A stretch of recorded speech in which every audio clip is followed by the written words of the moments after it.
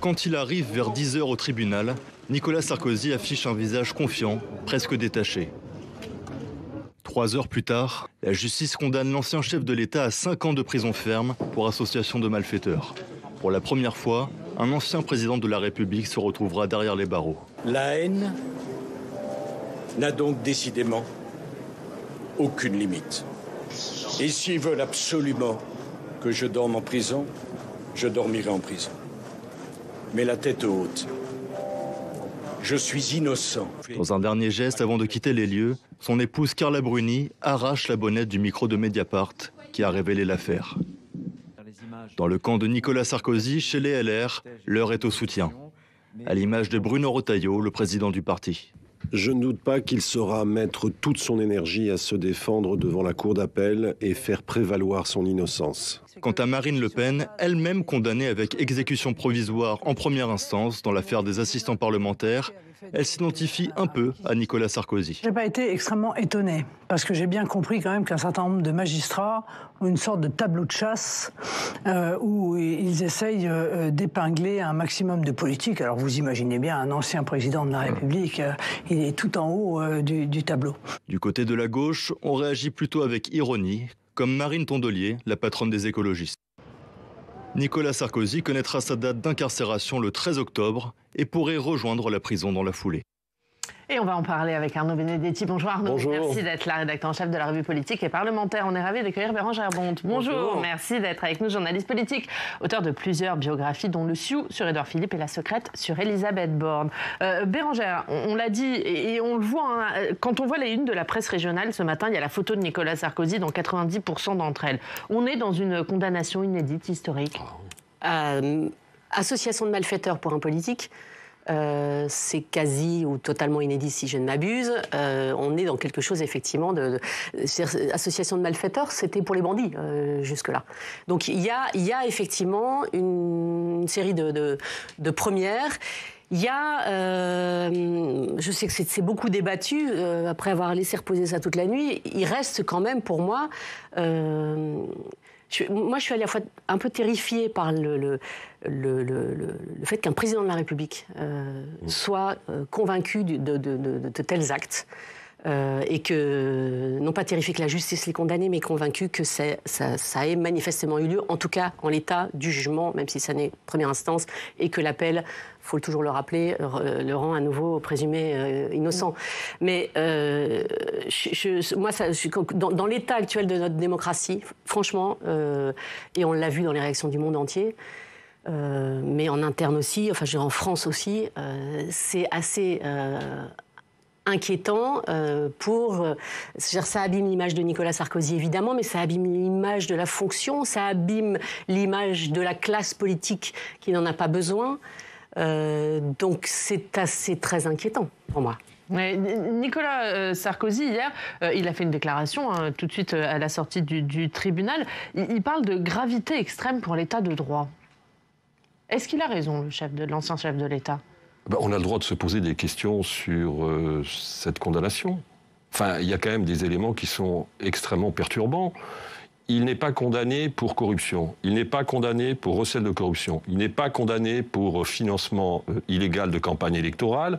Il est condamné, en fait, pour une présomption d'intentionnalité d'association de malfaiteurs. Alors moi, je n'ai pas lu les 400 pages de jugement, et d'ailleurs, je ne crois pas que beaucoup de gens les aient lus depuis cette condamnation. Mais il y a quand même des éléments qui posent question dans cette peine. Ensuite, il y a un autre problème. C'est bien évidemment ce à quoi personne ne s'attendait. On s'attendait vraisemblablement à une condamnation. Moi, j'ai entendu plusieurs avocats, en l'occurrence, qui disaient cela. Mais là où la surprise a été totale, c'est bien évidemment le mandat de dépôt, certes différé, avec donc l'exécution provisoire. La question de l'exécution provisoire pose évidemment problème. Est-ce que le maintien en liberté de Nicolas Sarkozy crée un trouble à l'ordre public ? Non. Est-ce que le maintien en liberté de Nicolas Sarkozy risque finalement de faire que Nicolas Sarkozy ne revienne pas devant la justice ensuite et par exemple quitte la France ? Non, il a toujours déféré à toutes les convocations. Donc, Là, en effet, il y a un problème et on a le droit de le dire. Et je crois que les observateurs qui, depuis ce jugement, se posent des questions sont en droit légitime de se poser des questions. Il y a manifestement quand même, qu'on le veuille ou non, un sentiment. Je ne dis pas que c'est une réalité, un sentiment qu'il est quand même, qu'on le veuille ou non, victime d'une sorte d'acharnement judiciaire pour des raisons qui sont assez quand même, je veux dire, discutables. Il faut enfin, je suis pas d'accord avec Arnaud, parce que des indices précis, graves et concordants, ça vaut preuve en matière de justice. Ça entraîne la condamnation. Or, la présidente dit il existe des faits précis, graves, concordants, notamment d'un virement de 6 millions via Takieddine pour financer la campagne éventuellement de 2007. Ça n'arrive pas dans les comptes de campagne. Et c'est pour cette raison qu'il n'est pas condamné pour corruption. Mais il y a un faisceau d'indices important. Illégal de campagne. Exactement. Et la deuxième chose qui n'est pas tellement soulignée, dans ce qu'a dit... C'est vrai que personne n'a lu les 400 pages, mais en revanche, elle a passé 3 heures à justifier quand même. Elle a dit beaucoup de choses, la présidente du tribunal, hier. Et elle dit notamment à Nicolas Sarkozy, vous avez minimisé les accusations précédentes. Vous avez minimisé, il a été condamné, il a eu un aménagement de peine qui est un bracelet électronique une première fois, suite à une condamnation pour de la prison ferme, 3 fois de suite, tous les recours étant épuisés. Et elle lui a dit, vous avez minimisé les décisions de la justice. La justice est là pour faire cheminer un accusé quand il est condamné, plutôt faire cheminer un condamné et réparer le préjudice vis-à-vis des éventuelles victimes, quelles qu'elles soient. En l'occurrence, là, peut-être les électeurs, peut-être l'opinion en général. Donc, il y a manifestement, la présidente en tout cas met en doute sa capacité à avoir entendu les jugements précédents. Et elle lui dit, texto, vous avez minimisé les accusations précédentes à la barre du tribunal quand il a été interrogé sur ces précédentes condamnations. Et sur la question de l'exécution provisoire, parce que c'est aussi ce dont parlait Arnaud. Alors, effectivement, ça a été remis dans le débat, parce que Marine Le Pen, elle avait déjà été condamnée avec une exécution provisoire. Alors, c'était de l'inéligibilité, pas de la prison. Mais du coup, Gérard Larcher dit ça questionne. Marine Le Pen, hier soir, elle redit, du coup, ça met en doute le système de double juridiction. C'est-à-dire, l'appel aujourd'hui n'a plus de valeur. On est condamné avant même l'appel. Là encore, je vous réponds ce que je viens de dire. Probablement, enfin, sur un premier jugement, ça aurait peut-être pas été, il n'aurait peut-être pas été condamné. Il se trouve que c'est pas la première affaire et que elle lui dit vous minimisez les décisions de justice. Donc ensuite, deuxième chose, et je ne serai pas là pour leur Arnaud, mais ça c'est une loi que les parlementaires ont voté, ont décidé pour que tous les prévenus, pas seulement les politiques, mais pour que tous les prévenus que les peines soient exécutées dans quels que soient les cas. Et ça a souvent été souligné et reproché à raison le fait que les peines prononcées ne soient pas appliquées. Non, je voudrais revenir sur ce que dit Bérangère, sur le fait que Nicolas Sarkozy a minimisé ou aurait minimisé finalement ce que lui reprochait la justice, pour aller très vite. Mais moi, je suis toujours très surpris lorsque des juges se permettent de dire « voilà comment devrait être votre système de défense ». Non, un prévenu et des avocats sont totalement libres de leur système de défense. On ne juge pas un prévenu sur son système de défense. On juge un prévenu sur les faits qui lui sont reprochés. Moi, je trouve extrêmement choquant, je suis désolé de le dire, que la magistrate se permette de, finalement, dire « Ah, mais votre système de défense ne correspond pas à ce que j'attends de vous ». Mais pas du tout. Le système de défense, il est libre en droit. Il est libre, je veux dire, c'est un principe démocratique même, en l'occurrence. Donc ça, c'est un premier point. Deuxième point, sur les indices, oui, certes.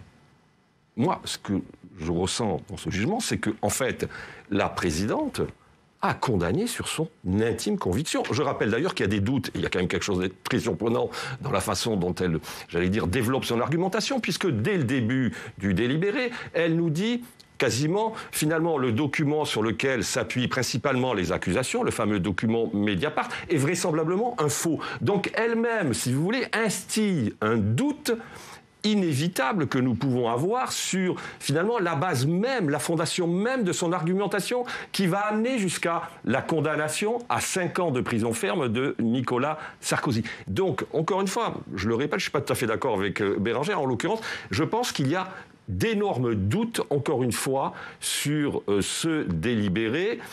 Et quant à qu'on le veuille ou non, à la peine d'exécution provisoire, oui, ça, vous avez parfaitement raison. En l'occurrence, ce sont les politiques et le législateur qui a décidé, finalement, d'inscrire dans la loi cette peine d'exécution provisoire. À mon avis, c'est une erreur et qu'il faudra y revenir un jour. La peine d'exécution provisoire, elle est tout à fait légitime pour un violeur, pour un pédophile, pour un malfrat qui a commis un braquage et qui est à sa 3e tentative de braquage. Et pas pour un politique.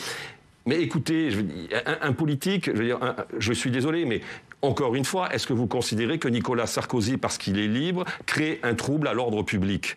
Est-ce que vous pensez que Nicolas Sarkozy, parce qu'il est libre, ne va pas différer aux prochaines convocations devant la justice ? Il a déféré à toutes les convocations. Donc il y a quand même la volonté d'humilier. Et je dirais même plus loin. Il a été suspendu. Et ce qui montre qu'il y a volonté d'humilier, c'est qu'on vient tout simplement de le déchoir de ses droits civils et de ses droits familiaux. Vous pensez qu'une justice qui est une justice équilibrée va jusqu'à déchoir de ses droits familiaux le président de la République, l'ancien président de la République. Moi, personnellement, je suis extrêmement choqué, je le dis, tel que je le pense. C'est suffisamment souvent mis en avant par beaucoup de prévenus. Il y a une justice. Il n'y a pas la justice des puissants et des miséreux. Au moins, ce jugement-là prouve que ça, au moins, est entendu. Et encore une fois, ça n'est pas la première condamnation. Ça n'est pas une récidive, peut-être en termes juridiques purs, mais il y a, selon que vous serez puissant ou misérable, eh bien la justice sera la même. On va écouter les réactions politiques. Alors d'abord celle de la famille de Nicolas Sarkozy. On écoute Florence Portelli, maire LR de Taverny, qui était l'invitée ce matin de TF1. Moi, je suis très attachée au fait que pendant le mandat du président de la République, il puisse y avoir une sorte d'immunité pour ne pas affaiblir le pays. Mais quand on n'est plus président de la République, on n'a pas de privilège particulier. Ça ne m'empêche pas, à titre humain, parce que c'est quelqu'un que j'ai beaucoup soutenu en 2007, d'avoir de la peine. Mais sur ma conception, encore une fois, de la justice et de l'équité, je trouve que c'est des choses qui sont normales. Le faux. Voilà. Donc, elle est dans la famille de Nicolas Sarkozy, Florence Portelli, mais elle dit, dans ma conception de la justice, c'est normal. Elle a le droit de le dire, oui. Non, mais je veux dire, elle a le droit de le penser, elle a le droit de le dire, et on a le droit aussi de considérer que finalement, je veux dire, cette décision de justice peut interroger. Je crois que c'est un droit que nous avons. Oui, c'est peut-être normal. Il n'en demeure pas moins que moi, je reste encore une fois, je le dis, je le répète, assez choqué par cette décision, et je ne suis pas le seul. Alors, je suis d'accord, c'est vrai qu'en plus, ça abîme. En plus, il y a d'autres choses. C'est-à-dire qu'en fait, il y a un problème vis-à-vis de la séparation des pouvoirs. J'écoutais Henri Guénaud l'autre jour. Alors certes, Henri Guénaud, il faut le rappeler, a été conseiller spécial de Nicolas Sarkozy. C'est un proche de Nicolas Sarkozy. Mais en fait, même en termes de séparation des pouvoirs, si vous voulez, en l'occurrence, l'autorité judiciaire se permet, sur un certain nombre d'ailleurs d'arguments qu'elle développe dans son délibéré, de quasiment juger la politique diplomatique de la France sous Nicolas Sarkozy. Mais le principe de séparation des pouvoirs, il s'applique à tout le monde. Il s'applique en effet de l'exécutif vis-à-vis de l'autorité judiciaire, du législatif vis-à-vis de l'autorité judiciaire, mais il s'applique aussi de l'autorité judiciaire vis-à-vis du pouvoir législatif et du pouvoir exécutif. Donc il y a quand même, vous le voyez bien, malgré tout, un problème de fond, encore une fois, au-delà de la décision de justice, au-delà du prononcé du jugement, dans la façon dont cette magistrate, je ne dis pas tous les magistrats en l'occurrence, et moi je ne fais pas le procès de la justice en la matière, je dis il y a un problème avec ce délibéré, il y a une façon dont l'argumentation qui est développée pose aussi des problèmes, j'allais dire presque d'ordre constitutionnel dans son expression. Nicolas Sarkozy, d'ailleurs, à la sortie du tribunal, et il a refait d'ailleurs un texte sur les réseaux sociaux, il dit « Je demande aux Français d'apprécier ce qu'il vient de se passer ». Comment ils peuvent réagir, les Français? Et est-ce que cette décision, elle peut créer un fossé entre les Français et les politiques? Déjà, quand on parle de justice politique, tout le monde constatera quand même qu'il politise lui-même cette décision de justice. je referme la parenthèse. Comment les Français... pour le coup, ça va être très intéressant. Je suis toujours un peu prudente avec les études d'opinion, surtout, et rien. Ça, c'est vrai. Mais de savoir si c'est perçu comme tous pourris, ou cette justice est indépendante. Ça va être, moi, je suis très curieuse d'entendre ça et si tant est qu'on puisse en avoir une idée réelle. Mais bon, pour le coup, les études d'opinion donnent peut-être quand même une idée là-dessus. Ce sera très intéressant à observer. Et vous le disiez, hein, Bérangère, alors ça fait la une de la presse régionale, mais bien au-delà, cette condamnation de Nicolas Sarkozy, elle a un retentissement au-delà de nos frontières. Hier, Marine Le Pen, la présidente du groupe RN à l'Assemblée nationale, était l'invitée d'LCI. Pour elle, la condamnation abîme l'image de la France. On l'écoute. Ça atteint directement l'image de la France. Et je n'ose imaginer les titres qui seront ceux de la presse internationale demain matin. C'est une sorte de rupture, je trouve, avec les grands principes de notre droit et avec le premier de ces grands principes qui est la présomption d'innocence.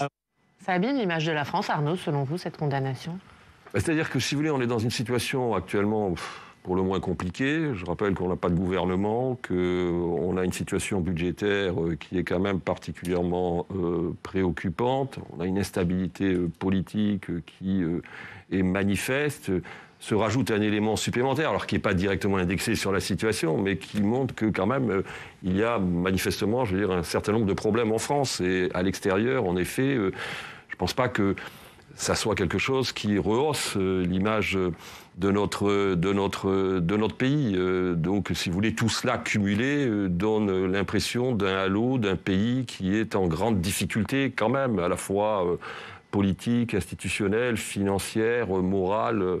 C'est ça qui, manifestement, ressort de toute cette séquence. Bérangère, oui. Ça arrive effectivement dans un pays en pleine crise politique, cette condamnation de Nicolas Sarkozy. Ça peut rajouter de la crise à la crise ? De la crise à la crise, juste pour répondre sur l'aspect international, faut imaginer ce que pense un Poutine, faut imaginer ce que pense un Trump, un Orban, c'est-à-dire qu'ils doivent doucement rigoler. Et tout ça, évidemment, va alimenter un populisme qu'on voit monter, notamment en Europe, un peu partout.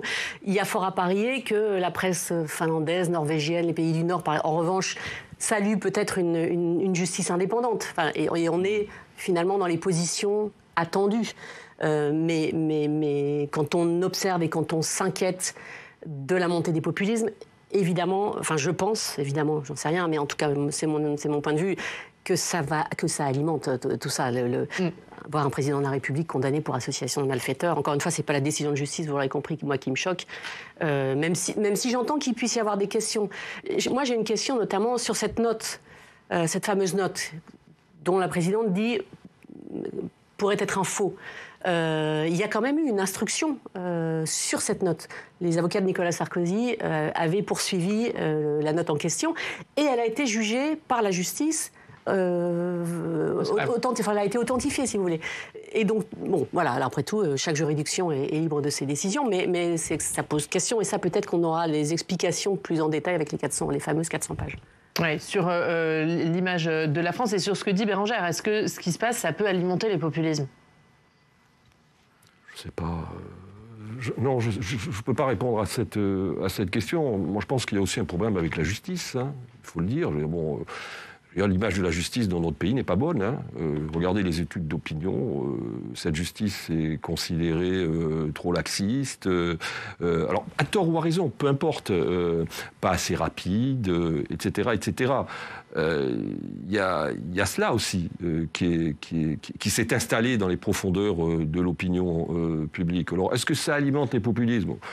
J'en sais rien, moi je pense que les forces anti-système n'ont pas besoin, si vous voulez, de ce qui s'est passé hier pour progresser. Elles progressent essentiellement sur le fait que les politiques publiques qui sont menées depuis des années et des années ne correspondent pas à leurs attentes, ne répondent pas aux besoins qui sont les leurs.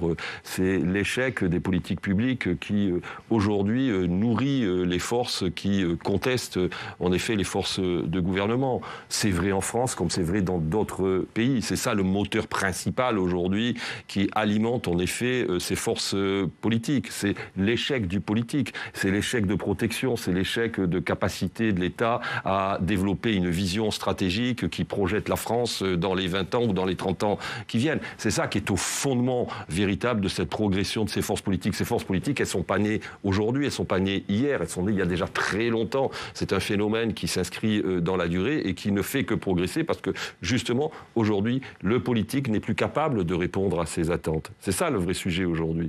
Alors après, que ça en rajoute, si vous voulez, dans le paysage, vraisemblablement, mais j'allais dire, ça n'aura qu'un effet immédiat. Au-delà, je veux dire, c'est pas un effet qui est structurant, ce qui vient de se passer en l'occurrence. Dans les réactions internes politiques en France, Bérangère, alors on a entendu celle de Marine Le Pen, qui défend plutôt, pour le coup, Nicolas Sarkozy. Bruno elle est directement concernée, par les élections provisoires notamment. Bruno Retailleau apporte aussi son soutien et on voit à la gauche, notamment Marine Tondelier, qui détourne le nouveau slogan des Républicains, la France des honnêtes gens, justement pour parler de ce jugement. Est-ce que ça peut atteindre la droite, ce jugement de Nicolas Sarkozy ? Est-ce que ça peut porter atteinte à l'image de la droite, à Bruno Retailleau ? Est-ce que ça peut avoir des répercussions sur les Républicains aujourd'hui ? C'est pas un parti qui est accusé. Honnêtement, c'est un président de la République. Je pense qu'il aurait pu être de gauche ou de droite, d'ailleurs. Quoi qu'en disent les responsables de la droite et Nicolas Sarkozy en tête. Maintenant, le fait est que c'est un président de droite, que toute la droite fait bloc, n'entend pas non plus ce jugement. Voilà, ça c'est factuel. Vous parliez de Marine Tondelier. Les écologistes ont saisi cette occasion pour proposer hier et déposer, je crois qu'elle a été formellement déposée, une proposition de loi pour ajouter encore quelques garde-fous au financement politique, notamment pour lutter contre le cash. Parce qu'il s'avère là que la circulation de flux financiers en liquide est très difficilement traçable. C'est aussi pour ça peut-être pour ça qu'on ne retrouve pas cet argent libyen dans les comptes de campagne. En tout cas, c'est une hypothèse. Et donc, après tout, on peut refaire X lois, mais après tout, s'il y a effectivement un maillon faible sur cet aspect financier sur les versements en espèces, après tout. Donc l'idée, c'est de limiter. Aujourd'hui, c'est 105. On n'a pas le droit. On peut pas faire un don de plus de 150 € en cash à un parti ou à une personnalité politique. Là, ce serait 50. Interdiction de rémunérer en biens et services des gens qui travaillent pour une campagne, etc. Donc, bon, voilà, c'est une nouvelle série de garde-fous. Est-ce que ça suffira ? C'est pas complètement sûr, mais bon. Un dernier mot là-dessus. Non, la réaction de Marine Tondelier, je n'ai pas envie de la commenter. Moi, si vous voulez, je suis toujours très mal à l'aise avec ceux qui, finalement... j'ai vu beaucoup de choses sur les réseaux sociaux... non, malheureusement, parfois de la gauche, en l'occurrence. Je crois qu'il ne faut jamais taper sur un homme à terre. En tout cas, c'est mon principe, en l'occurrence. Après, chacun est libre de considérer comme il l'entend cette décision de justice. Mais, si vous voulez, l'effet de meute, parfois, qui se développe pour encore enfoncer la tête sur un homme, c'est quelque chose, en tout cas, moi, personnellement, que je réprouve. Voilà. Et c'est... une opinion personnelle. Merci à tous les deux. Merci pour votre analyse. On va terminer par l'histoire du jour, un peu plus légère, une jolie histoire. C'est dans l'Ain, Marius Soquet qui a été fait chevalier de la Légion d'honneur à 104 ans. Il était résistant. En juin 1944, il a répondu à l'appel du général de Gaulle et sa mission, c'était de tendre des embuscades aux troupes allemandes qui circulaient en camion. Il a ensuite participé à la libération de Villefranche-sur-Saône. Et quand il a reçu sa Légion d'honneur il y a quelques jours, il est entouré de ses enfants, petits-enfants et même arrière-petits-enfants. C'est d'ailleurs l'un d'entre eux, Thomas, 4 ans, qui a porté l'insigne sur un coussin de velours rouge. Marius Soquet, il était très ému et à 104 ans, il n'a pas perdu son sens de l'humour. Bien que très âgé, je vous remercie et vous souhaite une bonne santé et une aussi longue vie que la mienne. Et c'est sur ces mots qu'on va terminer. Merci Bérangère Bonte, merci Arnaud Benedetti d'avoir été avec nous. Merci à tous de nous avoir suivis. Je vous souhaite un excellent week-end. On se retrouve lundi.